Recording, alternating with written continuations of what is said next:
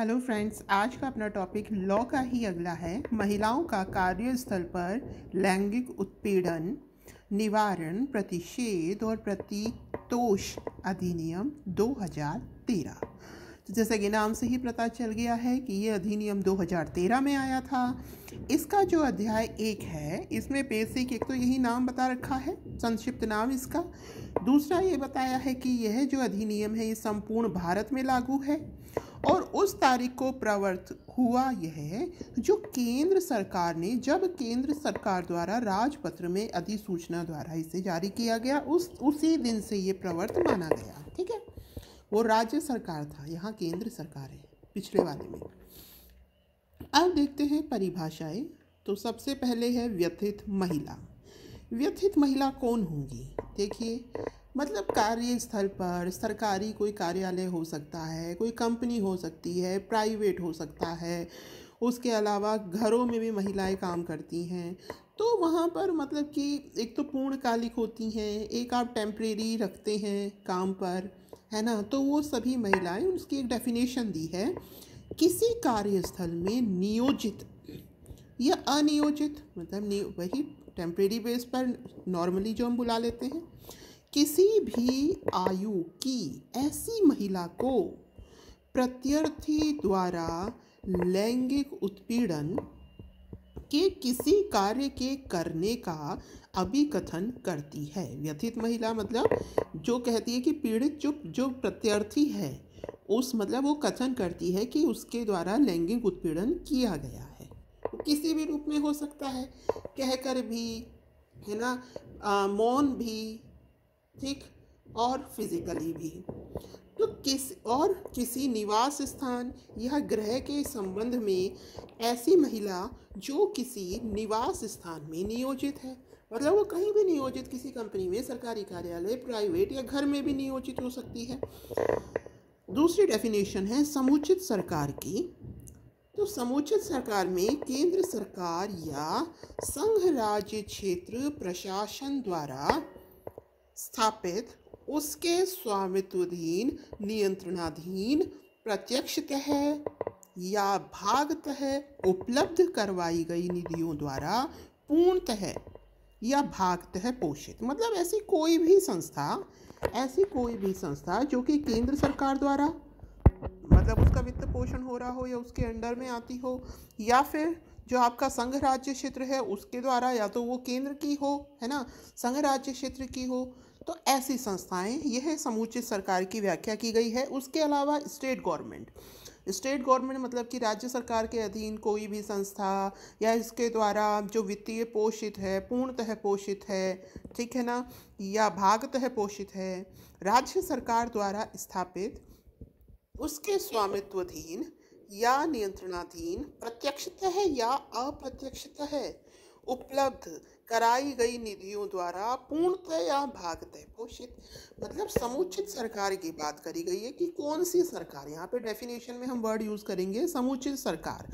तो समुचित सरकार के अंतर्गत केंद्र सरकार की भी बात आएगी, पूरे इंडिया में लागू है ये, यूनियन टेरिटरी की भी बात आएगी। तो सरकार का मतलब है कि सरकार के द्वारा जो भी आपके संगठन हैं या उन्होंने जो उसकी फाइनेंशियल हेल्प कर रखी है, यानी कि पूर्णतः भागतः पोषित। ऐसे ही राज्य सरकार की बात करें तो राज्य सरकार के अधीन जो भी संगठन है वो, या फिर जो भागतः या जो पूर्णतः पोषित संगठन है, मतलब कोई भी क्षेत्र आ सकता है, उसकी बात करी गई है। ये समुचित सरकार की बात है। आगे है घरेलू कर्मकार। ऐसी महिला जो किसी गृहस्थी में पारिश्रमिक हेतु गृहस्थी का कार्य करने के लिए सीधे या अभिकरण के माध्यम से नियोजित है। मतलब किसी घर में अपन लगाते हैं झाड़ू पोछे वाली, है ना, तो आजकल क्या हो रहा है, कोई अभिकरण भी है, मतलब कोई संगठन है जो कि हॉस्पिटलिटी जो सर्विसेज होती हैं वो प्रोवाइड करते हैं, है ना, बड़े बड़े शहरों में। तो या तो वो स्वतः या किसी अन्य अभिकरण के माध्यम से घरेलू कर्मकार। तो घरेलू कर्मकार में ऐसी महिलाएं जो कि पारिश्रमिक हेतु गृहस्थी के कार्य करती हैं। कर्मचारी कर्मचारी ऐसे व्यक्ति जो सीधे या किसी अभिकर्ता के माध्यम से, अभिकर्ता ठेकेदार वगैरह, प्रधान नियोजक की जानकारी के या उसके बिना नियोजित हैं या स्वैच्छिक आधार पर अन्यथा कार्य कर रहे हैं। तो कर्मचारी कौन है? देखिए यहाँ पर ये बताया है कि जो या तो सीधे या किसी दूसरे के माध्यम से किसी कंपनी में या फिर और कहीं पर काम कर रहे हैं। ये आवश्यक नहीं है जो प्रधान नियोजक है उसको इस बात की जानकारी हो।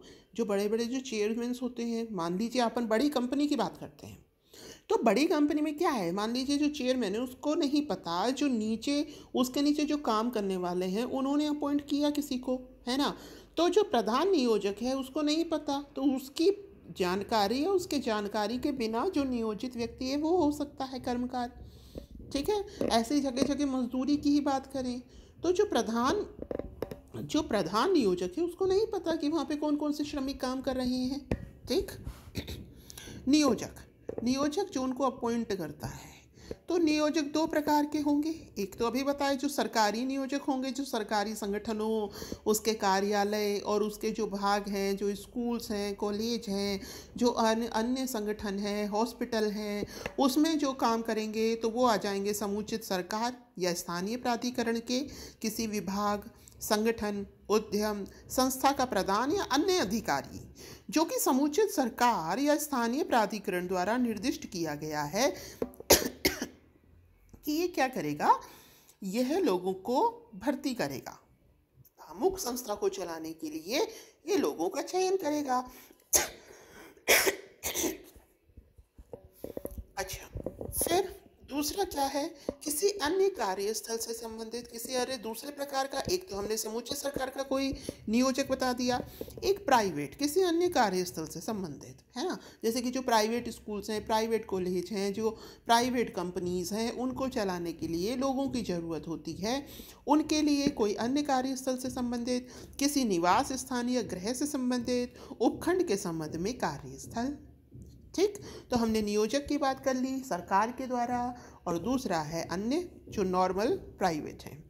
प्रत्यर्थी ऐसा व्यक्ति जिसके विरुद्ध महिला ने धारा 9 के अधीन परिवाद किया है, मतलब ये प्रत्यर्थी मतलब जिसके विरुद्ध अगेंस्ट महिला ने धारा 9 के तहत कंप्लेंट करी है वो है प्रत्यर्थी। लैंगिक उत्पीड़न क्या माना जाएगा? लैंगिक उत्पीड़न के तहत शारीरिक संपर्क या अग्रगमन, किसी ने शारीरिक संपर्क किया है वो लैंगिक उत्पीड़न। लैंगिक अनुकूलन की मांग या अनुरोध करना किसी महिला से। लैंगिक अतियुक्त टिप्पणियां करना, मतलब कोई भी कमेंट्स करना। अश्लील साहित्य दिखाना। लैंगिक प्रकृति का कोई अन्य अवांछनीय शारीरिक, मौखिक या अमौखिक आचरण करना, मतलब इशारा करना, शारीरिक, मौखिक, अमौखिक। तो ये जो सब है लैंगिक उत्पीड़न के तहत आते हैं।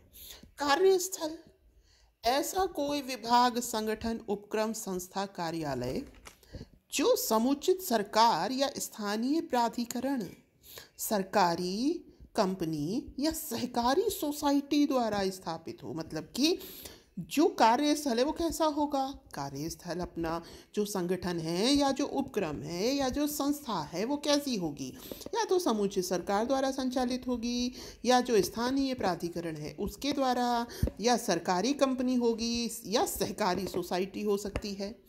कोई प्राइवेट सेक्टर के अधीन कोई भी उद्यम हो सकता है, उपक्रम हो सकता है, संस्था हो सकती है।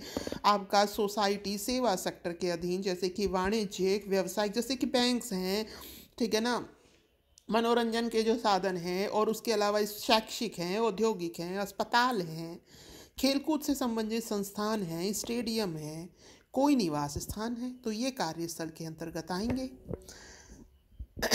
आगे है लैंगिक उत्पीड़न का निवारण।